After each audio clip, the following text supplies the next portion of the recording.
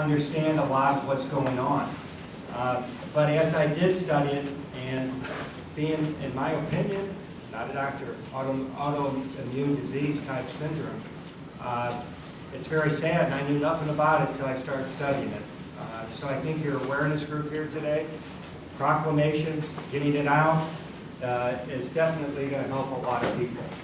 So I do have an official proclamation from the city of Fenton, and I will read it. It's short, so don't get scared.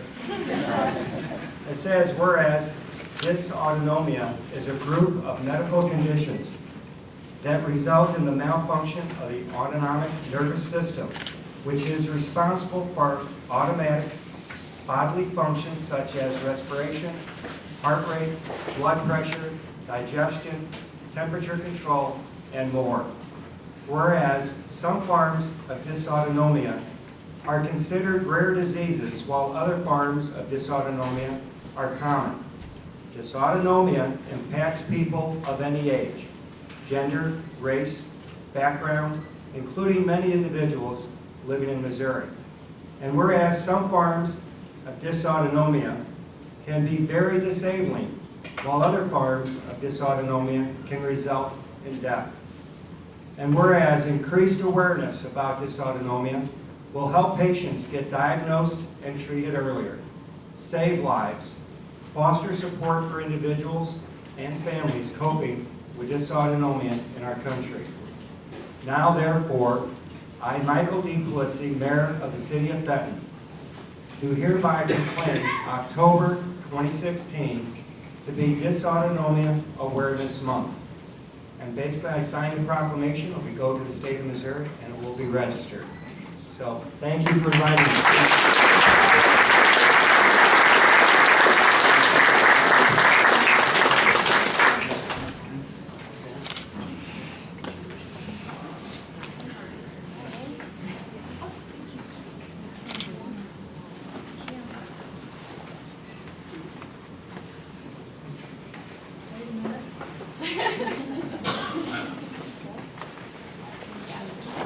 Thank you. Thank you very much.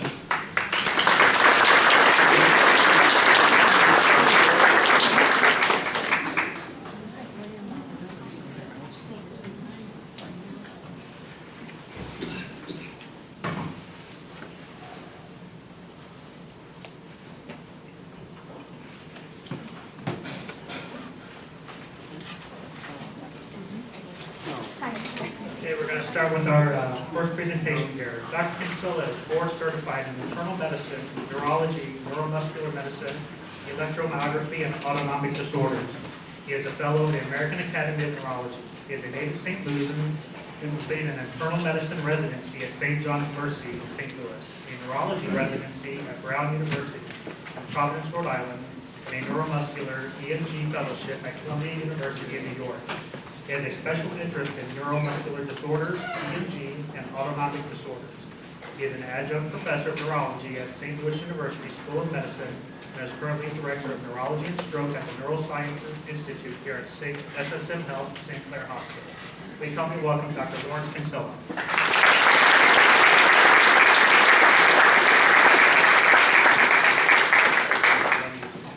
Okay, great. Good morning. Good morning. Can you all hear me? Better? Okay. So my name's Lawrence Kinsella, and you know, when you're named Lawrence, everybody wants to change your name. Do you guys get that with your names? So everybody wants to call me Larry, and I was never really a Larry. So they'd say, well, why don't you like Larry? And I would always say, it reminds me of Moe and Curly from the Three Stooges. And they would laugh, and they would get it. Okay, he doesn't want to be called Larry. He likes to be called Lawrence. Okay, so that worked really well until I fell in with the wrong crowd. I became a marathon runner, and so I'm running with this group and just introducing myself to them, and we're jogging along, and they say, hey, what's your name? I say, my name's Lawrence. They say, hey, Larry, welcome to the group. And I go, well, I don't go by Larry. Well, how come? It reminds me of Moe and Curly. Look, pal, we are too short of breath when we're running to call you Lawrence. So here are your choices. You can be Moe, you can be Curly, or you can be Larry. What's it going to be? So I picked Curly. And I still answer to Curly with this crowd. So how many of you, I was asked to talk today about, I see a lot of familiar faces. Some of you, how many patients, how many sufferers of POTS or other autonomic disturbances do we have in the room? How many of you are family? Okay, so that's the rest of you. Did I miss any particular group? Friends. Friends, great. Good to have you. Medical. Good, wonderful. Medical professionals, excellent. All right. Nurses, doctors. Okay, wonderful. Welcome. So I asked Brad, what do you want to hear? Do you want an overview of POTS? And so we're going to leave the overview of POTS to Dr. Quattromani, who is here from Fort Leonard Wood. We're delighted to have her here today. And I'm going to talk a little bit more about migraine. How many of you have headaches? Okay, that's a lot. How many of the friends and family have headaches? A lot. Okay, so migraine, I think, is a key component to POTS. Migraine's common. It represents 17 to 25% of all women, about 9 to 15% of all men suffer from migraine. In the POTS community, it's over 80%. The original data showed us about 25%. It's much higher. More recent surveys show that the frequency of migraine is about 80%, so basically everybody. And as I've been doing POTS now it's an interesting story. You know, I got into POTS and autonomic disorders because when I moved back to St. Louis in '99, I'm from here originally, I didn't have anybody to send these patients to. So I decided I'll start my own lab. So I went downstairs to the basement of Forest Park Hospital and I found an old tilt table that the physical therapist had abandoned. Why did they abandon it? It makes people faint. Who knew? So I absconded there. I went down to the boneyard of the hospital and I got this old tilt table, and then I have an EMG machine that allowed me to do beat-to-beat heart rate monitoring with Valsalva and some other techniques, and I was able to do some sort of crude sweat testing and, you know, just add water and I had an instant autonomic lab, and that was about 12 years ago. So since that time, we have become the only full autonomic laboratory in the state of Missouri, and we have become a real center for autonomic medicine here at St. Clair. In fact, I've been having more patients who go up to Vanderbilt or go up to the Mayo Clinic say, you know what, you don't need to keep coming here. There's a guy in St. Louis. Go see him. So this has sort of evolved over time, and we're now, through the incredible efforts of Brad and Jenny and Kelly Williams, and just, I mean, we should just give a hand to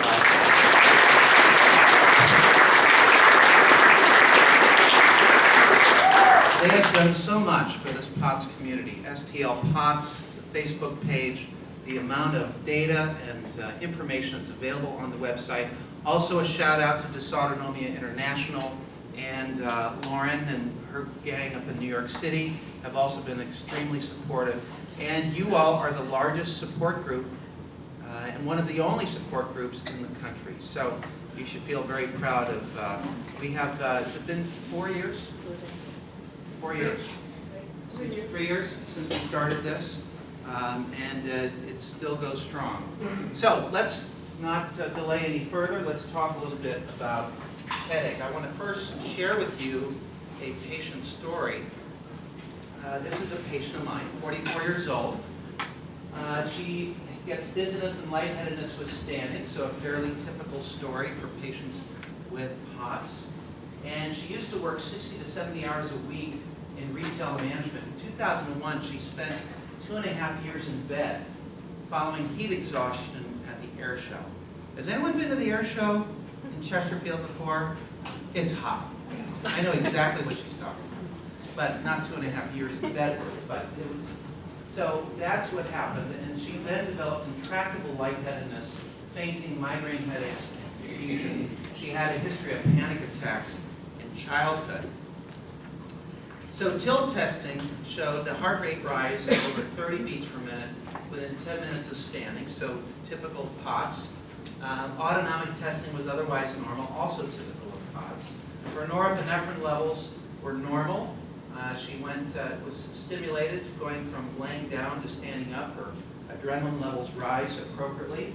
The rest of her lab tests were normal, and her treatment, she had a 50% improvement with midodrine, and she began Botox injections for chronic migraine following the failure of 2 preventative agents.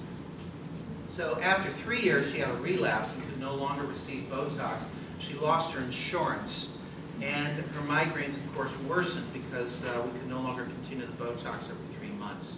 Her POTS symptoms also worsened dramatically. We did perform some sort of temporary injections to give her some temporary relief of the occipital and supraorbital nerves. So we block the nerves on the back of the head, the sides of the head, and the front of the head. Kind of makes your head feel like a snow globe. It's just kind of this buzzy, numb feeling, but at least it stops hurting. And sometimes that's enough to press the reset button on an acute headache. And we enrolled her in a patient assistance program to obtain the drug. But she wrote me an email, and she said, "Dr. Kinsella, here are my symptoms." So let's walk through a few. Fatigue, lethargy, takes frequent naps, dizziness, lightheadedness, hot flashes, feeling hot with fainting, feelings of faint, vertigo, disequilibrium, sensitivity to light, severe migraine pain, blurred vision, severe head, upper back, shoulder, between shoulder blades and neck pain, pain in the ankles, wrists, fingers, difficulty sleeping at night, acid reflux, GI discomfort. So every imaginable organ system is amped up and is incredibly symptomatic. And this is something I call the symptom snowball. It's very common. And this is where, for whatever reason, the brain begins making a wrong guess. And there is this incredible profusion of symptoms. And many of you have this. I know because I've seen you. We talk.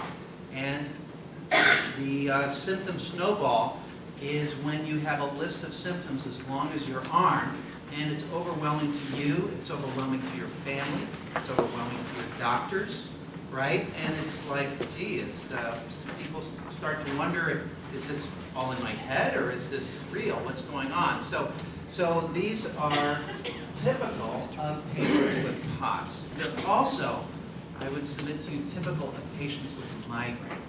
The migraine is a very interesting phenomenon we're going to talk about in just a moment. So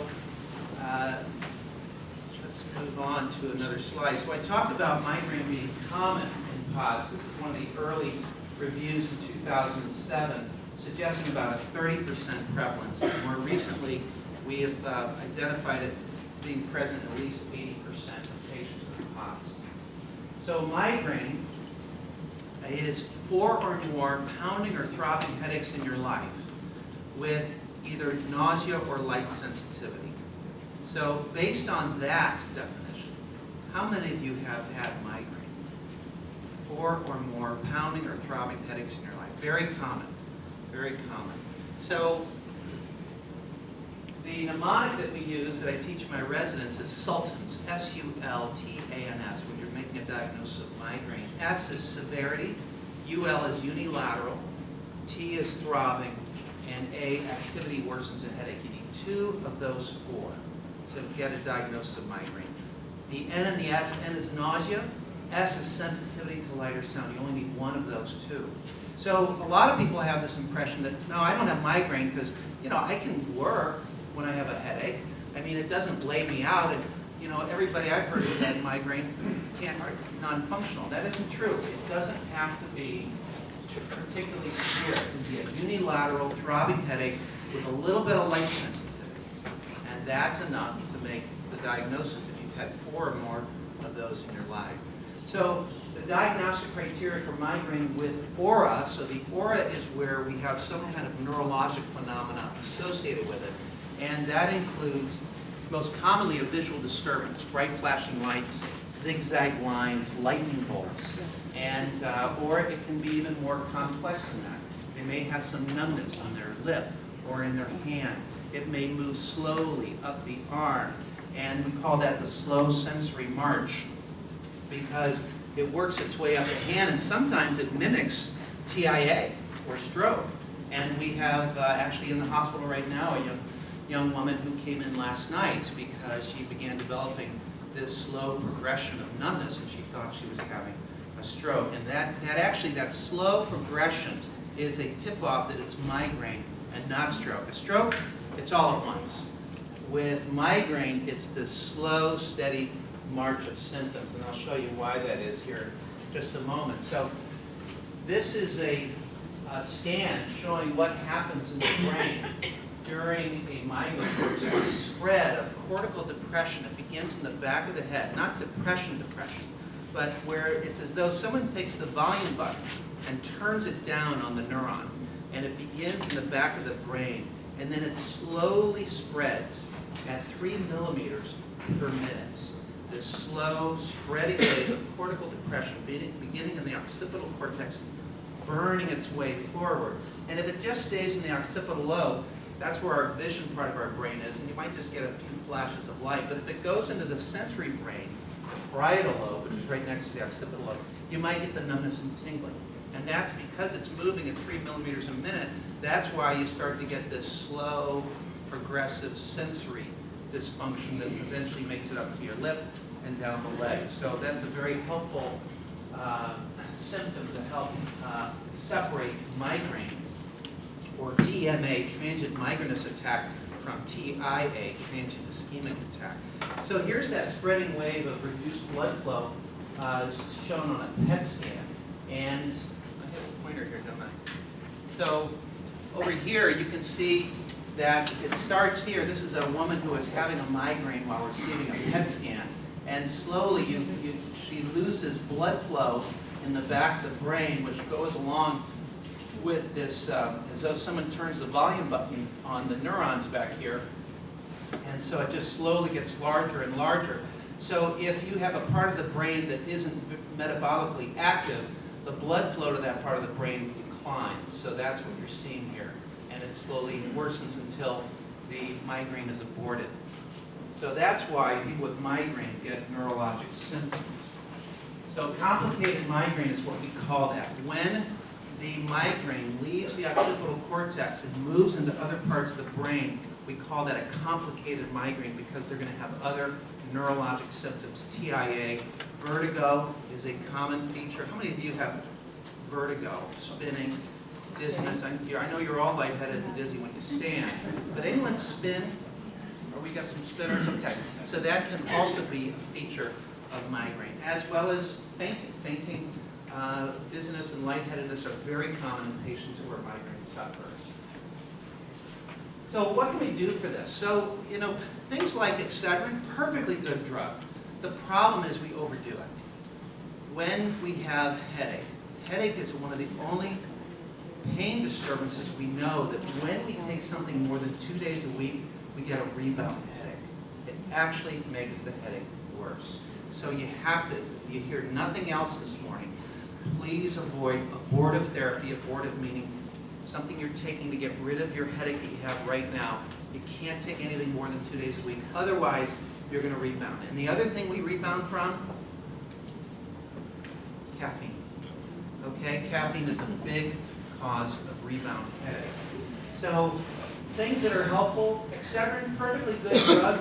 Maybe 1 or 2 at a time, repeated later that day. Perfect, fine. And you can even do it another day of the week. The problem is when we're doing it every day. And I'll show you a friend of mine who came to see me as a patient, and we'll talk a little bit about his headaches. Other medicines out there, sumatriptan, elatriptan, these go by trade names, Imitrex, Relpax, Zone, Maxol. Some of these are familiar friends to you. These are agents which attach to the serotonin receptor and they block migraine. NSAIDs, so ibuprofen, others, Aleve, also perfectly good agents, but these also promote rebound headache. Butalbital, we are recommending against using this. The American Academy of Neurology has a position statement encouraging physicians to move their patients away from butalbital. Why? It's very habit-forming, and coming off of it can be quite dangerous to patients' health. So we're trying to move people away from Fioricet.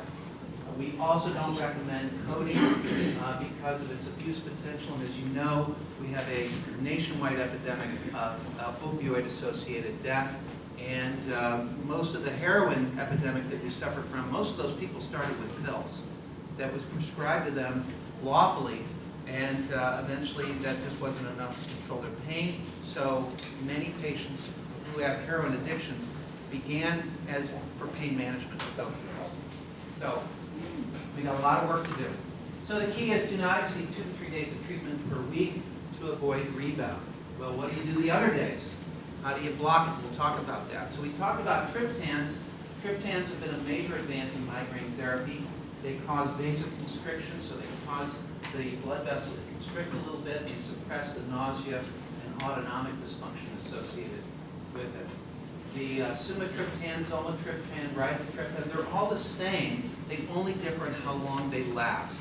So some of these are very short-acting. So there are some people who have so-called thunderclap migraine, where the minute they start to get the headache, boom, it's fully formed within minutes. That's somebody who needs a shot or something underneath their tongue, something that's going to immediately get into their bloodstream.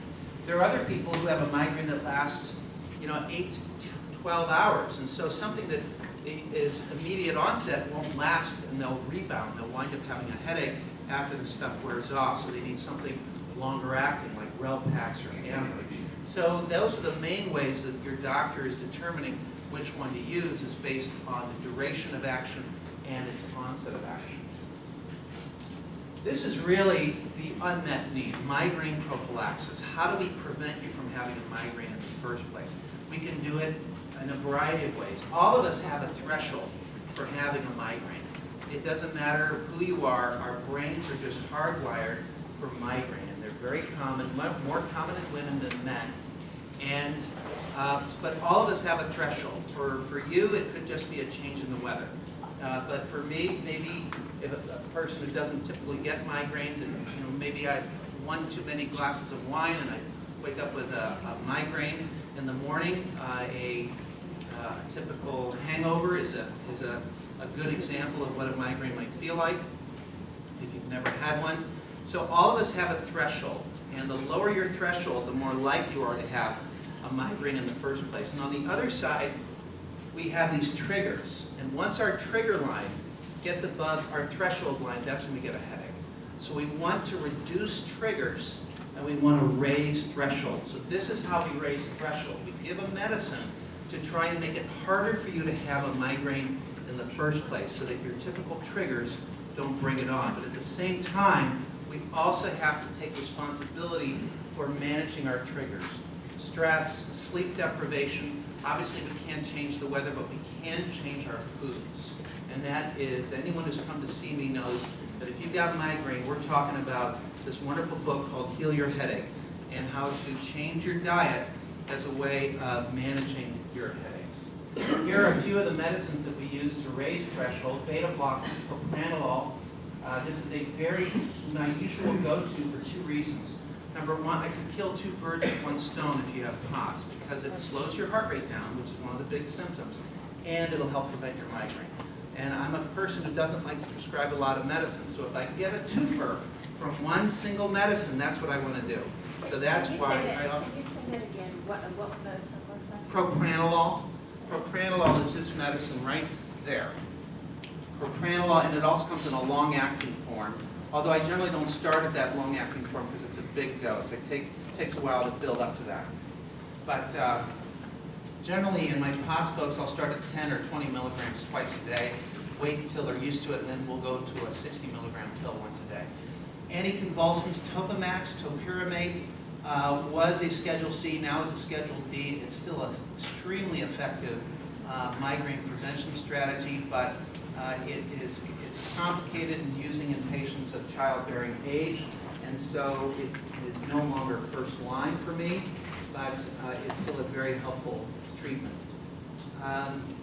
The other thing that people like about Topamax is it doesn't induce weight gain. In fact, promote weight loss. So when I'm listing off the 5 side effects of Topamax, I would say causes numbness and watch for numbness and tingling in the fingers and toes, metallic taste in your mouth if you drink anything carbonated, a rare kidney stone, occasional memory loss, and weight loss. And usually everybody starts smiling when they hear that last one, hoping that they'll be the one. All right. Tricyclics, so tricyclic medicines, tricyclic antidepressants can also be helpful at migraine prevention. Here's one that's dirt cheap, nortriptyline, pennies a pill. You can buy it for $4 at Walmart. It's very inexpensive, but it also has side effects: dry mouth, blurred vision, lightheadedness, palpitations. So we have to watch the dose, start low and go slowly. And in patients who have only intermittent headache, like perimenstrual migraine, I'll use something like Anaprox, naproxen sodium, 550 milligrams twice a day, just during the period of the menses. Other options include Depakote. Depakote is also a Schedule D. It is FDA approved, but because it's Schedule D, that means your risk of having a malformation is higher in pregnancy. So we tend to steer away from that drug, except as a third-line agent in people who are not of childbearing age. Other options: gabapentin, baclofen. Now, I have patients, and maybe you have friends like this. Doctor, I've got terrible headache, but I don't want anything unnatural in my body. I am not going to take any medicine of any kind. Do you have anybody like that in your life? Okay, so here, for those who have that kind of approach, I have an option. It's called MyGrelief. MyGrelief you can buy over the counter. It is a dietary supplement. It's a combination of feverfew, vitamin B6, which is riboflavin, and magnesium. And the combination of those three, first of all, very safe in pregnancy, very safe in childbearing ages, and you can buy it reasonably inexpensively over the counter. It's called MyGrelief. You have to take 2 a day to make it work. But that has to be 2 every day, morning and evening, even if you don't have a headache, because remember, you're raising threshold. You're making it harder to have a headache in the first place. So these are medicines you take every day to prevent. There is another dietary supplement called Totolac. It's a butterbur extract. This is also a dietary supplement, and it also has a very favorable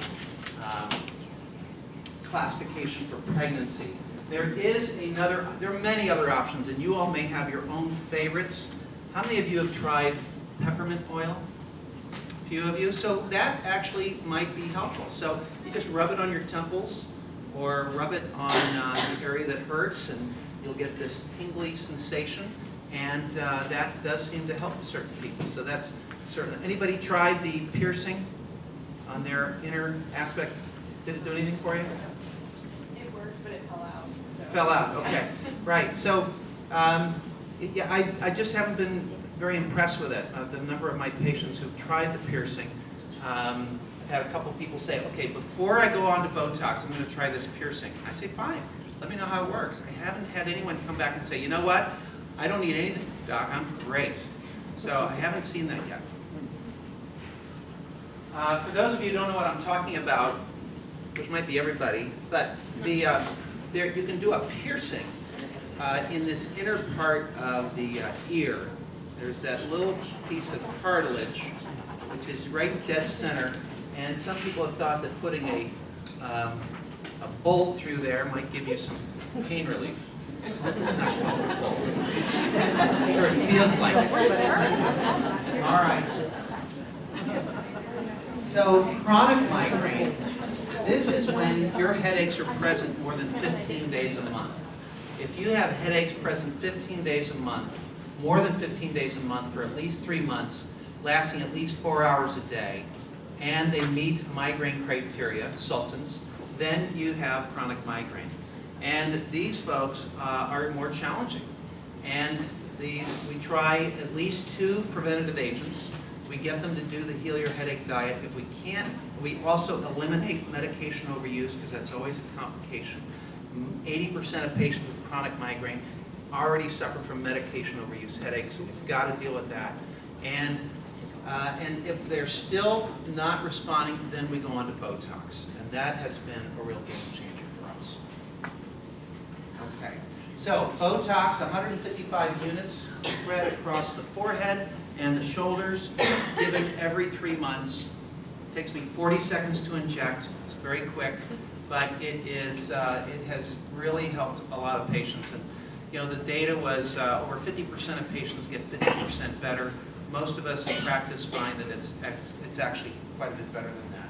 Other things, the sumatriptan patch, so there's no needle with the patch. Inhaled dihydroergotamine. Namenda, this is a medicine that we use in patients with Alzheimer's disease, may also be helpful as a preventative agent. Combination pills of sumatriptan and naproxen.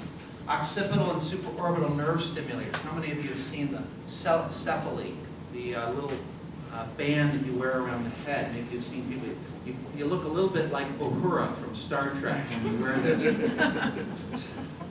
Coming in, Star Command. But that does seem to help people because it stimulates those areas of tenderness in the back of the head. We have some new developments coming out. I'll tell you about that in a moment. But here's quickly the injection sites for Botox. We do 4 on the sides, 7 in the front, 6 in the back, and a bunch on the neck.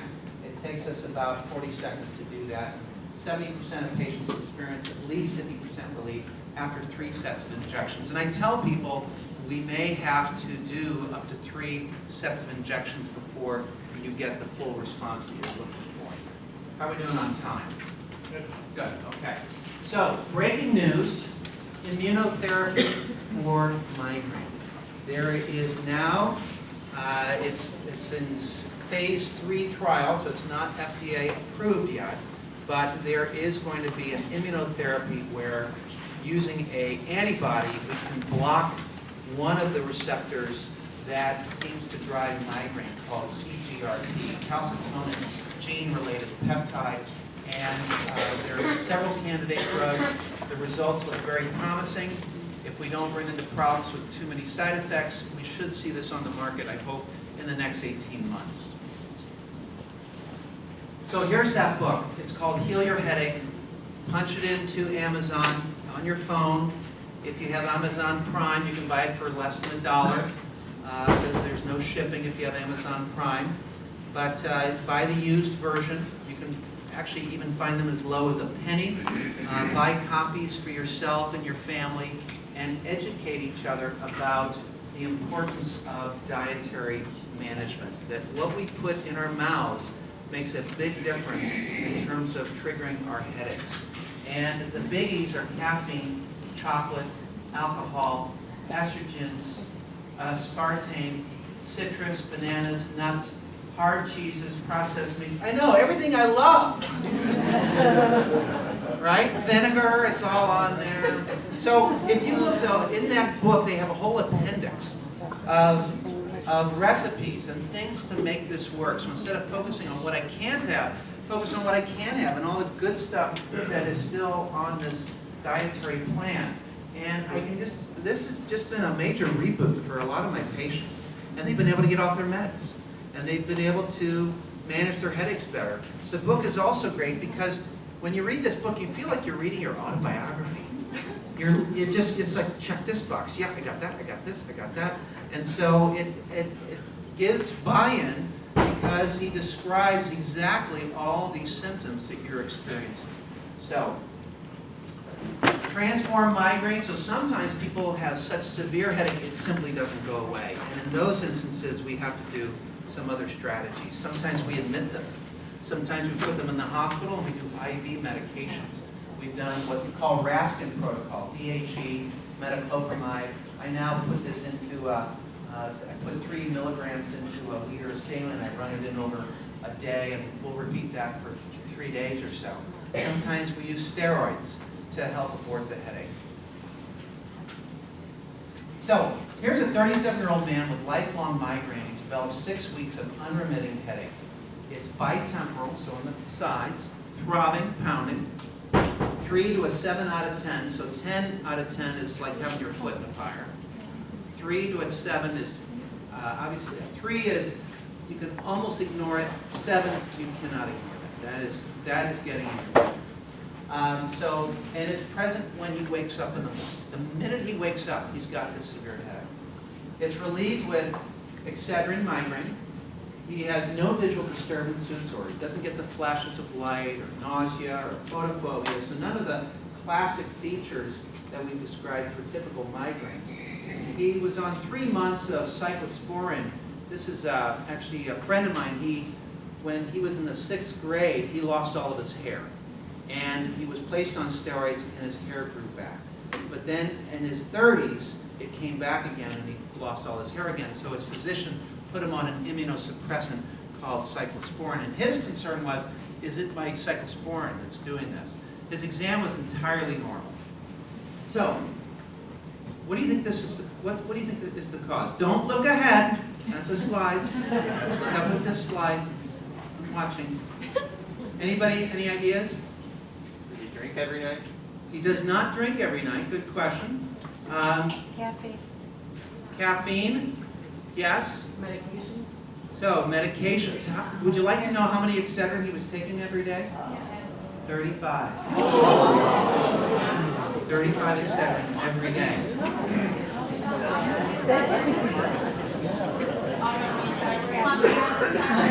Yeah, this is actually because of medication overuse. So this is medication rebound headache. 35 Excedrin every day.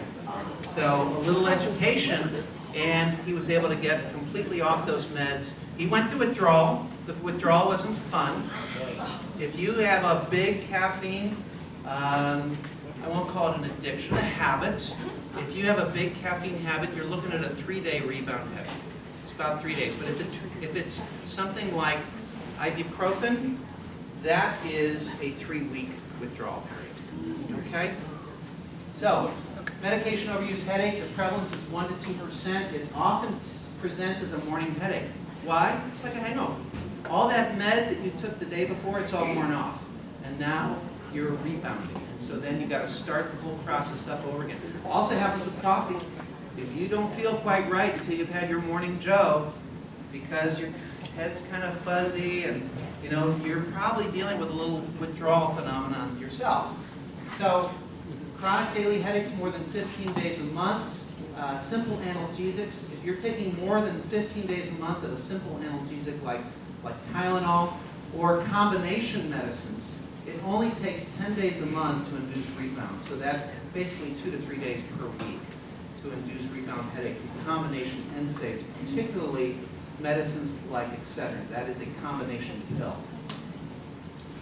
So the treatment is to stop all the over-the-counter analgesics, caffeine consumption, wean certain medicines. You can't stop certain medicines because people will have an intense withdrawal response. You have to wean butalbital, that's the one in Fioricet, opioids and benzodiazepines. We use a variety of things to help people wean. The one I typically go to is Tizanidine. I'll have people start 2 milligrams 3 times a day of Tizanidine. Stay on that for about 3 weeks. I warn them, look, it's not going to take away your headache. It's just going to make the pain of withdrawal more tolerable. And most people can do this because they know at the end, it's kind of delayed gratification. They know that if they put up with the discomfort now, at the end, they're going to feel better. And most people can do that. So occasionally not, but most can. We can also temporize with things like occipital nerve blocks, which I described before. If it's so severe and they can't do it, then sometimes we have to admit them and stop everything as an inpatient and put them on a withdrawal medication like DHE. All right, treatment of transformed migraine. Education, close follow-up for 8 to 12 weeks. Lifestyle change, stop caffeine and smoking, get regular sleep and exercise. I have everybody get the book, Heal Your Headache. Biofeedback, yoga, cognitive behavioral therapy, prayer. Find something that calms you. Find something that calms you. Because one major driver of pain is the affective component of pain, meaning the emotion that it engenders in us. So we can all tolerate pain if we know that it's helping us in some way, right? The pain of healing after surgery, okay, my knee hurts, but it's getting better, right? What we don't tolerate so well is sort of the senseless pain that just goes on, and we're clearly not getting any better from it, and we may even be worrying that that pain represents some tissue injury, some form of destruction, and that makes things worse. So biofeedback, yoga, cognitive behavioral therapy, all these things are helpful. Sinus headaches. So you may not know this, but there is nothing called sinus headache in the World Health Organization classification of headache. Sinus headaches are something created by the pharmaceutical industry, right? You wouldn't know this if you walk down your typical pharmacy aisle. There's a whole section for sinus headache medicine, right? Tylenol sinus, this sinus, that sinus. So most sinus headaches, over 80%, are actually, they meet migraine criteria. Throbbing, unilateral, light sensitive, sound sensitive, and maybe some nausea. So this is also, some people said, well, we should be doing routine CT sinuses in everybody with a so-called sinus headache. Turns out that's not very helpful either, because many people have, septal deviation or a little bit of swelling inside one of their sinuses. So that is not very predictive or helpful. How often is sinus headache really migraine? 80%. Very common. So if somebody says, yeah, my sinus headaches are acting up today, run through sultans with them. And you can help diagnose them and get them to the right place and the right treatments. All right, worrisome headache. When should we be worried about a headache? So here's a mnemonic called SNOOPS, which I tell the residents about. As if you have systemic symptoms associated with it. If you have fever with a headache, if you have neck stiffness and fever, or significant weight loss, obviously there's something going on. You need further evaluation. If there are neurologic symptoms of confusion or depressed alertness or consciousness, if the onset is sudden, abrupt, or split second, if this is a new headache over the age of 50, if you are 50 years old or older, never had headaches before, and suddenly you started getting headaches, that's a reason to go see a doctor, because we're going to worry about things like temporal arteritis, where a person has inflammation of the arteries that go up to the scalp, and one of the complications of that can be blindness. So we want to know about that and get you a blood test to try and make that diagnosis. If there's a major change in your previous headache history, you've always had migraines all your life, and suddenly you get a headache you've just never had before, that gets our attention as well, particularly if it's a split second worst headache of my life. That's the one you worry about for aneurysm or some subarachnoid hemorrhage. That's something that you want to get in to see a doctor about. Secondary risk factors. If the patient has HIV or cancer and they get a new headache, obviously we're worried about some kind of lesion in the brain in that case. All right, so that is it in terms of migraine. And there are additional slides in there talking about POTS, but I'm going to let Dr. Quattromani manage the majority of the POTS discussion, because that's normally what I do, but I think today was a good opportunity to go over migraine, because I think my experience has been that if we can fix your migraine, we can dramatically improve your POTS. I think they're very related. Why? Common things happen commonly. You all have a lot of headaches. You also have a lot of symptoms, and one major driver of symptoms is migraine. So if we can get at least that off the table, we can make your quality of life better, you'll be more functional. Any of you have come to see me, we use a functional rating scale from 0 to 100%. 100% is overachiever, you're up every day, you're out working 40 hours a week, you come home, you work out, you got an active social life, that's 100%. 0% is in bed all day, and then every gradation in between. And I ask people, where are you on a bad day and where are you on a good day? And generally people are in the, they spend a few days maybe in bed, a month. The rest of the time they are able to function, but just barely, and maybe do some work, but struggling to be able to stay in school. This is one of the biggest drivers of the Homebound program for kids is POTS and other autonomic disturbances, recurrent syncope. So the reason I mention that is the goal of therapy for me is to make you at least 50% better. So if your functional range is around 20 to 50%, I'm trying to bump you up to 30 to 70. And that doesn't sound like much, but I learned a long time ago that to be a good husband, it's better if I under-promise and over-deliver. You know what I'm talking about? So the same goes for being a good doctor. If I under-promise and over-deliver, right, you know what I'm talking about. I underpromise and overdeliver, you'll be so much happier than if I said, hey, we got this licked, we're gonna get this cured. And you're unhappy because the likelihood of that is low. But set reasonable expectations. We want to move the needle up at least 50% better. If we can get you there, you can be functional. You can do more. And so, you know, you guys are living with a chronic illness. Does it mean it's forever? No. But it's where you are right now. And so how best can we manage that as we move forward? So I will stop there. What do you want to do, Brad? You want to take a few questions or Let's keep do going? questions at the end. Okay, very good. So, Right. both doctors will be around at the end to take care of questions. We want to kind of be aware of everyone's time and try to get everyone out here on time. But And I think you have planned a potty break. yeah, we're going to do a few prizes right now. Okay. Don't go. Yeah. Thank you.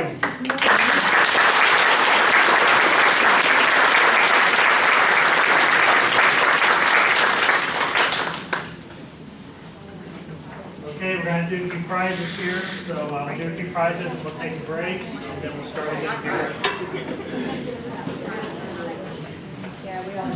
So you can look at your numbers on the front of your folders. The first prize we'll do here is called a Leap Activity Tracker. I got a Yoga Journal magazine. I just saw an article for this, and I emailed them, and they said, sure. It's an activity tracker. It's kind of made for females. You can use it as a necklace or a bracelet. It's got all that stuff here in the box. So we'll pull the number here.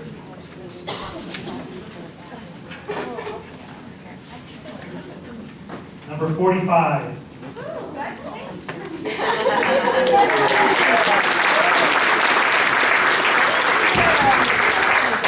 And the next one is a bracelet.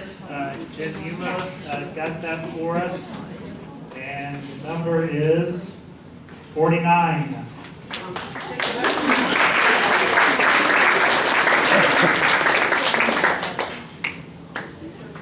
Okay, let's do two more here. The next is a Starbucks gift card.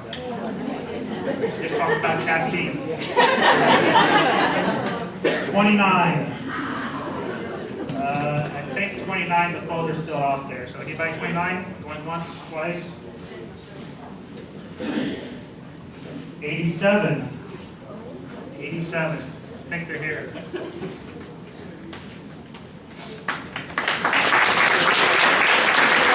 The last person here is a $50 Amazon gift card. Yeah. 79.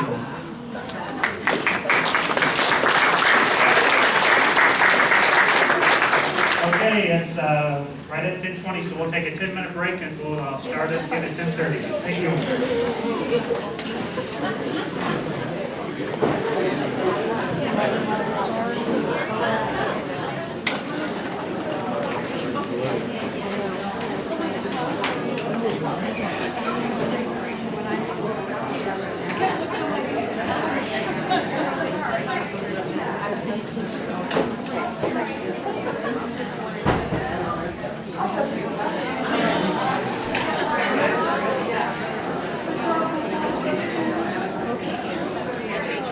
Nice to meet you. You want to go to the bathroom?